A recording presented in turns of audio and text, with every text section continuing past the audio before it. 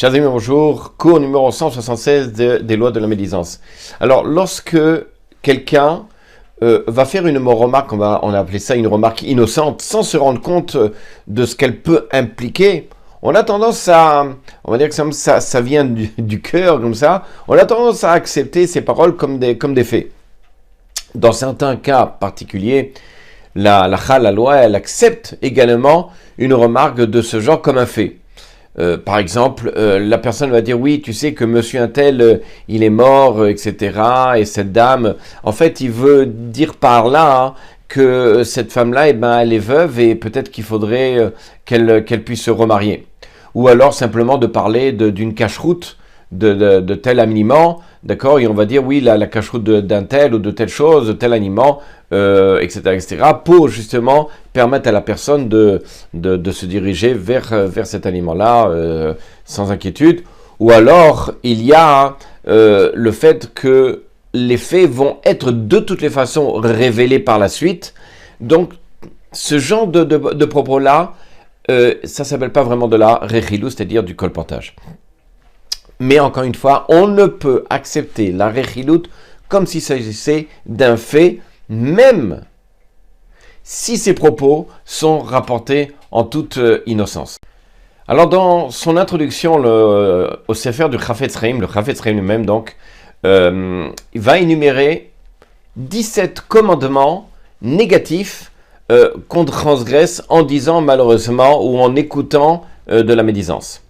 Alors, je vais vous énumérer une partie de ces commandements-là qui sont interdits. Donc, quels sont les commandements qu'on transgresse? La première, c'est l'otiler rachil ba'amecha, c'est-à-dire ne va pas évidemment, c'est la fameuse interdiction, ne va pas colportant le mal parmi les tiens.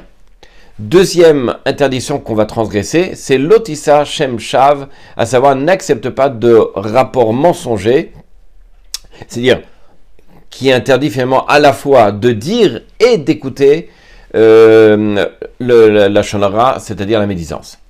Troisième interdiction que l'on peut transgresser, c'est ishamer benega atzaraat lishmo meot velasot. En fait, il dit comme ça, observe avec un grand soin extrême et exécute les prescriptions relatives à la lèpre, ok, à l'époque. Alors, évidemment, le Sifri, il rapporte que la lèpre, ça correspond aux symptômes de la shonara. Donc, voilà, ça c'est le troisième commandement de transgression que l'on fait. Quatrième transgression, l'ifniver lotiten michol, ne place pas une embûche sur le chemin d'un aveugle, parce qu'en le faisant, évidemment, c'est-à-dire en fait, ne fait pas fauter quelqu'un. Cinquième interdiction que l'on transgresse simplement en faisant la médisance, c'est-à-dire quoi? Garde-toi d'oublier, dans un certain sens, Hachem, ton Dieu, ça c'est dans le Sefer Dvarim, en te montrant orgueilleux, dans un certain sens. Comme ça, il est rapporté dans la Gemara dans Sota. C'est-à-dire, c'est en fait une cause fondamentale de Lashon Hara. Sixième transgression que l'on fait, c'est lo techalelu et shem koshi, n'allez pas en désacralisant mon saint nom.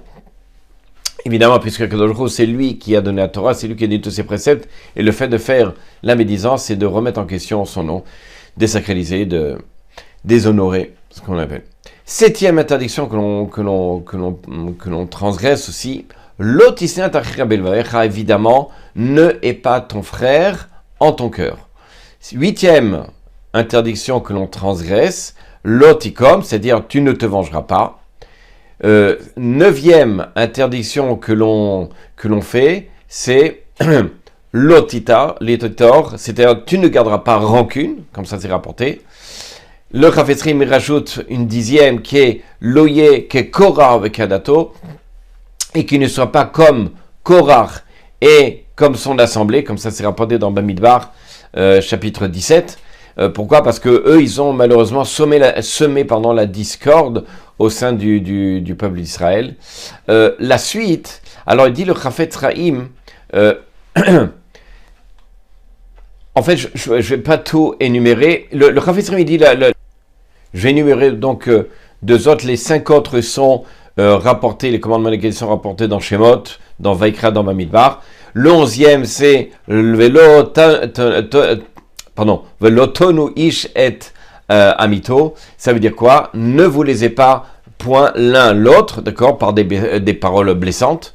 12e interdiction que l'on transgresse, c'est l'otissa alav chet. Ça veut dire simplement, en fait, à l'intérieur, c'est de la mitzvah de ochia tochia tamidcha, c'est-à-dire que reprend ton prochain, tu dois le réprimander, mais sous-entendu, tu n'assumeras pas de péché à cause de lui, donc tu dois le comprimer, mais ça, tu ne veux pas le réprimander en le mettant dans l'embarras lorsque tu le fais lever les reproches. Donc ça, il faut faire très attention à ce niveau-là.